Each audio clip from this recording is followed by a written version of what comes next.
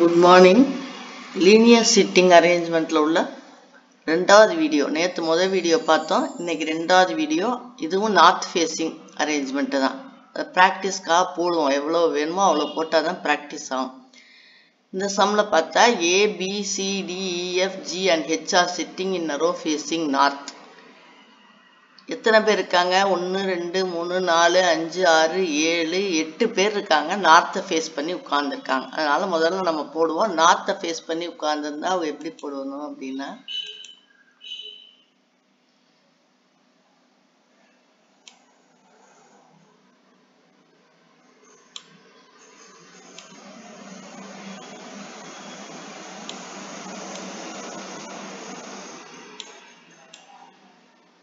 இந்த மாதிரி உட்கார்ந்துருப்பாங்க. அதாவது அவங்களுடைய தலை வந்து நமக்கு தெரியும். அப்படி இமேஜின் பண்ணிக்கணும்.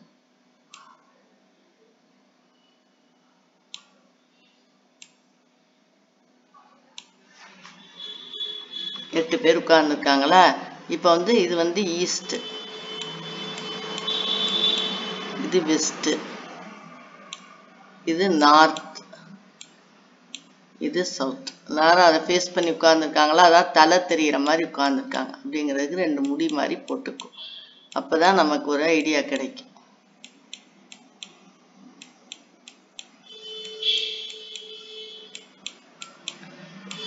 அப்ப இப்படி உட்கார்ந்துருக்காங்க, நம்மள மாதிரியே உட்கார்ந்துருக்காங்கன்னா அவங்களுடைய ரைட், இந்த இவருடைய ரைட் இங்க இருக்கும், லெஃப்ட். இப்படி கொஞ்ச நாள் ரைட் லெஃப்ட் போட்டு பழகுனாதான் நம்ம வந்து தப்பு இல்லாம போட முடியும். இது ரைட்டு, இந்த பையனுக்கு இது லெஃப்ட், இவருக்கு சி இது ரைட்டு, இது வந்து லெஃப்ட், இது வந்து ரைட்டு, இது வந்து லெஃப்ட். இவருக்கு வந்து இது ரைட்டு, இது லெஃப்ட். இவருக்கு இது ரைட்டு, இது வந்து லெஃப்ட். இவருக்கு இது ரைட்டு, இது வந்து லெஃப்ட். இவருக்கு இது ரைட்டு, இது வந்து லெஃப்ட். இப்படி போட்டு மொத்தத்தில் இது வந்து ரைட் எக்ஸ்ட்ரீம், இது வந்து லெஃப்ட் எக்ஸ்ட்ரீம்.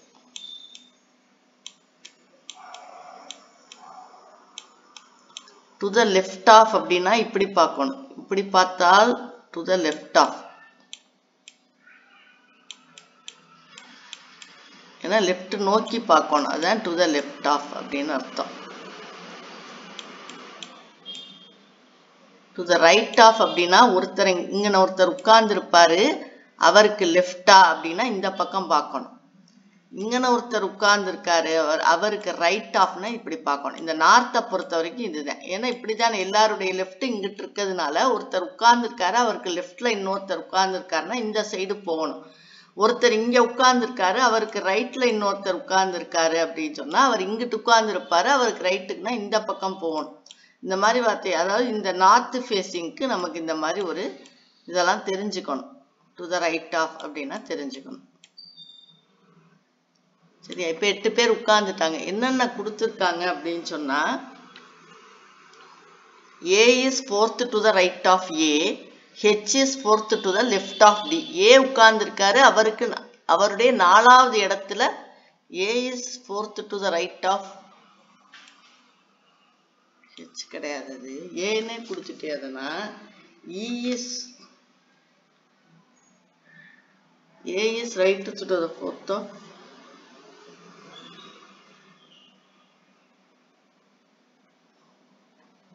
E. இந்த இடத்துல E. A is fourth to the right of E. E உட்கார்ந்துருக்காரு ஒரு இடத்துலன்னு வச்சுக்கோ. இப்ப E இங்க உட்கார்ந்துருக்காரு அப்படின்னா அவருக்கு 4th இடத்துல A இருப்பார். அதுக்கு தான் நான் இதை போட்டு காட்டினேன். இப்ப ரைட் ஆஃப்னா நம்ம இந்த படத்தை எடுத்துக்கணும். E இங்க உட்கார்ந்துருக்காரு அப்படின்னா இவருக்கு 3 இடம் தள்ளி 4வது இடத்துல A உட்கார்ந்துருப்பார். இங்க E உட்கார்ந்துருக்காரு அப்படின்னா, இங்க E உட்கார்ந்துருக்காரு அப்படின்னு சொன்னா 4th உட்கார்ந்துருக்காரு A. அப்ப நடுவுல எத்தனை இடம் இருக்கும்னா 3 இடம் இருக்கும். இந்த 3 இடம் தள்ளி A உட்கார்ந்துருக்காரு. இப்ப உங்களுக்கு புரியுதா? E இங்க உட்கார்ந்துருக்காரு அப்படின்னா அதுக்கு 3 இடம் தள்ளி A உட்கார்ந்துருப்பார். அதுதான் வந்து நமக்கு A is fourth to the right of E ன்னு அர்த்தம். Right of E. நான் என்ன சொன்னேன்? E எங்க போட்டு இவருடைய ரைட்ல A இருப்பாரு. அதான் முதல்ல நம்ம இதை தான் எடுத்துக்கணும். அது மாதிரி H is fourth to the left of D. அப்ப இங்க டி இருப்பாரு. இந்த ஆஃப்க்கு பக்கத்துல வர்ற எழுத்தை தான் நம்ம எடுத்துக்கணும். இங்க டி இருப்பாரு, இங்க டி இருப்பாரு. இவர்ல இருந்து லெஃப்ட்டுக்கு ஹெச் இருப்பார், இங்க ஹெச் இருப்பார். எப்படி இருக்காருன்னா 4வது இடமா இருக்காரு. அப்ப இவருக்கு நடுவுல 3 பேர் உட்கார்ந்து இருப்பாங்க. ஆனா இப்படி பார்க்க உட்கார்ந்து இருப்பாங்க. இப்ப புரியுதா உங்களுக்கு இந்த 2 அர்த்தமும்? A is fourth to the right of E அப்படின்னா இந்த right of E முதல்ல எழுதிக்கின்னு அவருக்கு ரைட் பக்கம் வலது பக்கம் 4வதா A உட்கார்ந்துருக்காரு. நடுவுல 3 பேர் உட்கார்ந்துருக்காங்க. H is fourth to the left of D அப்படின்னு கொடுத்தாங்க. H is fourth to the left of D அப்படின்னா H வந்து இங்க உட்கார்ந்து இருப்பாரு. அவர் D H is fourth to the left of D. இந்த ஆஃப்க்கு பக்கத்துல வர்றத முதல்ல எடுத்துக்கணும். D இங்க போட்டுட்டு அவருடைய இப்படி H உட்கார்ந்து இருப்பாரு 3. புரியுதா உங்களுக்கு? இது புரிஞ்சாதான் அடுத்தது நம்ம போக முடியும். C and F who are not at the ends. C யும் F இந்த எண்ட்ல இல்ல, ரைட் எக்ஸ்ட்ரீம்ல இல்ல, லெஃப்ட் எக்ஸ்ட்ரீம்ல இல்ல, நடுவுல இருக்காங்க. ஆனா யாருக்கு பக்கத்துல உட்கார்ந்து இருக்காங்கன்னா they are neighbors of B and E respectively. B யோட வலது பக்கம் உட்காரலாம், B யோட இடது பக்கம் உட்காரலாம். அந்த மாதிரி Cக்கு வந்து B நெய்பர் ரெஸ்பெக்டிவ்லின்னு கொடுத்தாச்சா. அதனால Cயும் Bயும் நெய்பர், Fயும் Eயும் நெய்பர். ஆனா எந்த கையில வேணாலும் உட்காரலாம், இடது பக்கம் உட்காரலாம், வலது பக்கம் உட்காரலாம். நமக்கு அதை குறிப்பிடல, நெய்பர்னு மட்டும்தான் குறிப்பிட்டிருக்காங்க. அதனால Cயும் Bயும் நெய்பர், Fயும் Eயும் நெய்பர். அடுத்து என்ன கொடுத்திருக்காங்க? H is next to the left of A. left of A னா நான் என்ன சொல்லியிருக்கேன்? முதல்ல A உட்கார வச்சுக்கணும். இந்த சைடு A இங்க உட்கார வச்சுட்டு அவருடைய லெஃப்ட்ல H இருப்பாரு. ஏயோட லெஃப்ட்ல A இங்க உட்கார வச்சுக்கணும். அவருடைய இதுல வந்து H இருப்பாரு. எப்படி நான் போட்டு காட்டுறேன். இப்ப எப்படி இருக்கணும்னா H is next to the left of A. உடனேயே உட்கார்ந்து இருக்காரு. அப்ப இங்க A இருக்காருன்னு வச்சுக்கோ. லெஃப்ட் ஆஃப்னா இங்க படம் போட்டு இதெல்லாம் முதல்ல நீங்க போட்டு வச்சுக்கோங்க. அப்பதான் புரியும். அடுத்தே ஒரு இடம் கூட விடாம H உட்கார்ந்து இருக்கணும். சரியா? இது வந்து ஃபர்ஸ்ட் கண்டிஷனுக்கான படம், இது வந்து செகண்ட் கண்டிஷனுக்கான படம். தேர்டு கண்டிஷனுக்கு நம்ம வந்து எப்படி போட முடியாதுன்னா Cயும் Bயும் பக்கத்துல இருப்பாங்க. தேர்டு வந்து எப்படின்னு சொன்னா தேர்ட் என்ன சொல்லியிருக்காங்கன்னா Cயும் F எண்டில் இல்லை, ஆனா Bக்கும் Eக்கும் பக்கத்துல இருக்காங்கன்னு சொல்லி கொடுத்துருக்காங்க. அப்ப தேர்டுக்கான படம் எப்படி வரும்னா Cயும் Bயும் பக்கத்துல வரும். இப்படியும் வரலாம், இப்படியும் உட்கார்ந்து இருக்கலாம், அல்லது இப்படியும் உட்கார்ந்து இருக்கலாம். Cயும் Bயும் இப்படி, B இங்கிட்டு ஆகும், C இப்படி ஆகும், எப்படி வேணாலும் உட்கார்ந்துக்கலாம். ஏன்னா அவங்க வந்து நெய்பர்ஸ் அப்படின்ட்டாங்க. அதே மாதிரி Fயும் Eயும் நெய்பர்ஸ் அப்படின்ட்டாங்க. ஆனா எண்டில் இல்லை அப்படிங்கிறத மட்டும் நீங்க ஞாபகம் வச்சுக்கணும். அப்ப F வந்து இங்க உட்கார்ந்து இருக்கலாம். இந்த மாதிரி சின்ன சின்ன படமா போட்டு நீங்க வச்சு பார்த்தீங்கன்னா உங்களுக்கு புரியும். Fயும் Eயும் இப்படி உட்கார்ந்து இருக்கலாம். ஆனா கொஞ்சம் பொறுமை வேணும், அப்பதான் பிராக்டிஸ் பண்ண முடியும். Fயும் Eயும் இப்படி உட்கார்ந்து இருக்காங்க, இல்ல Eயும் Fயும் இப்படி உட்கார்ந்து இருக்கலாம். இது தேர்ட் படத்தோட இந்த மாதிரி இருக்கலாம். சரியா? இப்போ வந்து ஃபோர்த்துக்கு நம்ம போட்டோம். இதுதான் ஃபோர்த்து படம். A இப்படி உட்கார்ந்து இருந்தா ஏயோட அடுத்தே H இடம் விடாம ஏயோட லெஃப்ட் டு த லெஃப்ட் ஆஃப்னா இப்படி போங்க, லெஃப்ட் நோக்கி போங்க அப்படின்னு நான் சொல்றேன். அடுத்து என்ன போட்டிருக்கு? A is the neighbor of B ன்னு போட்டிருக்கு. A is the neighbor of B ன்னு போட்டிருக்கு. இது 4வதுலே A is the neighbor of B ன்னு போட்டாச்சு. அப்ப நான் சொன்ன மாதிரி A வந்து இப்படி இருக்கும், B இப்படி இருக்கலாம். நெய்பர்னா இந்த சைடு இருக்கலாம், இந்த சைடு இருக்கலாம், அல்லது B இப்படி இருக்கலாம், A இப்படி இருக்கலாம்,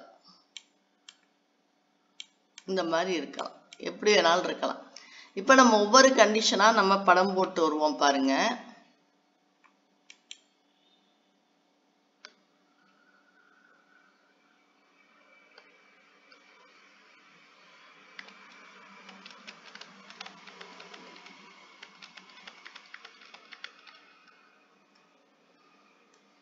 இப்போ நம்ம வந்து 8 பேருக்கு கோடு போடணும். 1 2 3 4 5 6 7 8 8 பேருக்கு கோடு போட்டுட்டு ஃபர்ஸ்ட் கண்டிஷனை போடுவோம். ஃபர்ஸ்ட் கண்டிஷன் என்னன்னா ஈயை போட்டுட்டு அதுல இருந்து 3 இடம் விட்டு ஏ போடணும். இந்த சைடு இந்த ஃபர்ஸ்ட் கண்டிஷன் புரியுதா? ஈயை போட்டுட்டு அதுல இருந்து 3 சைடு விட்டு போடணும். ஏன்னா A is fourth to the right of E. இந்த படம் போட்டோம்ல, A is fourth to the right of E. E போட்டுட்டு 3 இடம் விட்டுட்டு A போடணும். போடுவோம். ஃபர்ஸ்ட் இப்ப E இங்க போட்டேன்னா இங்க உட்கார்ந்து இருந்தார்னா இதுல இருந்து 3 இடம் தள்ளி ஏ உட்கார்ந்துருப்பார். இங்கேயும் உட்கார்ந்துருக்கலாம். அப்ப இன்னொரு சான்ஸ் இருக்கு. 3 4 5 6 7 8 இ இங்க இருந்தார்னா ஏ இங்க இருக்கலாமா? சரி, ஆனா ஈக்கு இந்த பக்கம் தான் அவர் உட்காரணும், இங்கிட்டு உட்கார முடியாது. இப்ப பாருங்க, அடுத்து ஈ இங்கேயும் இருக்கலாம். அப்ப ஏ 3 இடம் விட்டு இங்க உட்கார்ந்து இருப்பார். அடுத்து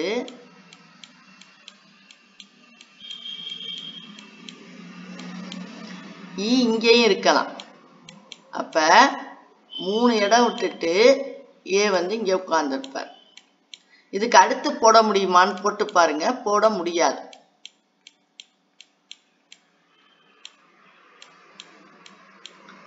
ஈ இங்க உட்கார்ந்தா 3 இடம் கழிச்சு சீட்டே இல்லை அவருக்கு ரைட்ல.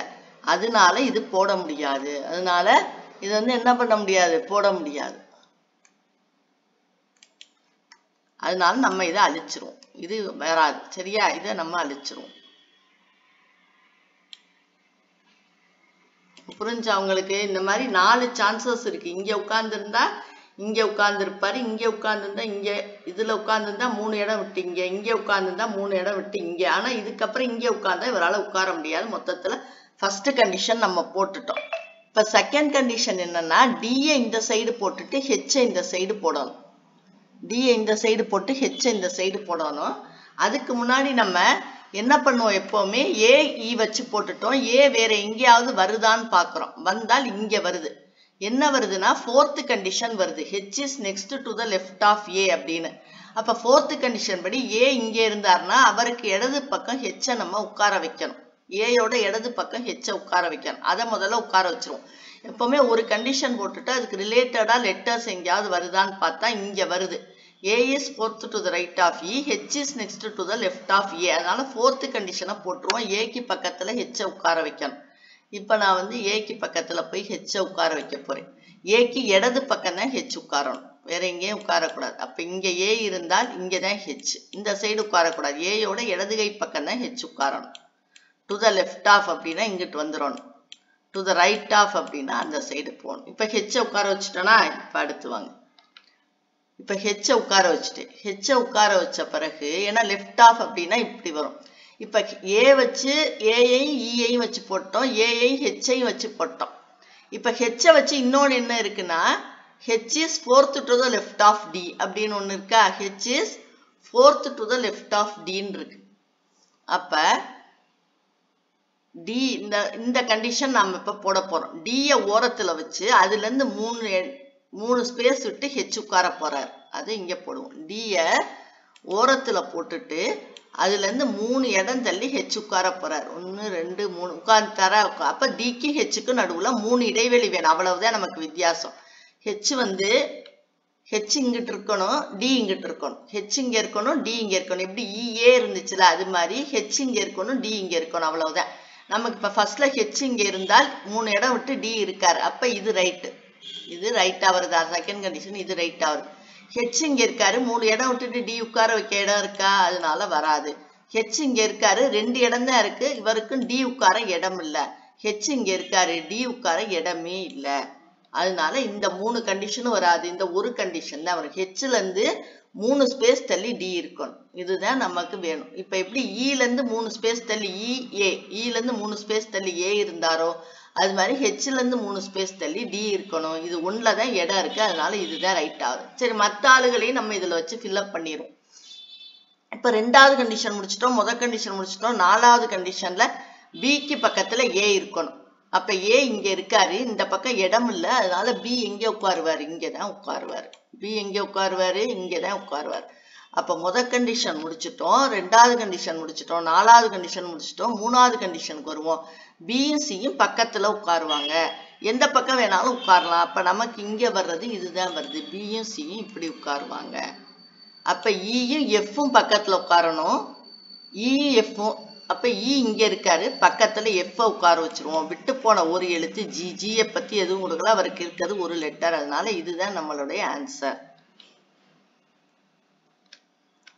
அதாவது என்ன ஆன்சர் நமக்கு இப்ப 8 பேர் எப்படி உட்கார்றாங்க 1 2 3 4 5 6 7 8 இங்க உட்கார்றாரு ல இருந்து 3 இடம் தள்ளி ஏ உட்கார்ந்திருக்காரு நான் இப்ப போட்ட வரிசையிலே போடுறேன் பாருங்க ஏக்கு இடது பக்கம் ஹெச் உட்கார்ந்திருக்காரு ஹெச்ல இருந்து 3 இடம் தள்ளி டி உட்கார்ந்திருக்காரு ஏக்கு பக்கத்துல பி உட்கார்ந்திருக்காரு பிக்கு பக்கத்துல சி உட்கார்ந்திருக்காரு ஈக்கு பக்கத்துல எஃப் உட்கார்ந்திருக்காரு விட்டு போன இடத்துல ஜி உட்கார்ந்திருக்காரு மொத்தத்துல கார்னர்ஸ்ல இருக்கவங்க யார் யாரு இஎன்டி கார்னர்ஸ்ல எண்ட்ஸ்ல இருக்கவங்க யார் யாரு இஎன்டி அதான் கேட்டிருக்காங்க இந்த ஃபுல் சீட்டிங் அரேஞ்ச்மெண்ட்டையும் கண்டுபிடிக்க கத்துக்கணும் அதுக்கப்புறம் நம்ம கார்னர்ஸ்ல இருக்கவங்க இஎன்டி நம்ம முதல்ல இதை ஆன்சர் பண்ணிடலாம் ஃபுல் சீட்டிங் அரேஞ்ச்மெண்ட் இல்லாம ஆனா வேற கொஸ்டின் கேட்டா வேணும் இல்லையா அதனால நான் போட்டேன் கார்னர்ஸ்ல இருக்கவங்க இஎன்டி கார்னர்ஸ்ல இருக்கவங்க இஎன்டி இப்ப புரிஞ்சவங்களுக்கு ஒவ்வொரு கண்டிஷனா எடுத்துக்கணும் இந்த இதெல்லாம் உங்களுக்கு வரைய தெரியணும்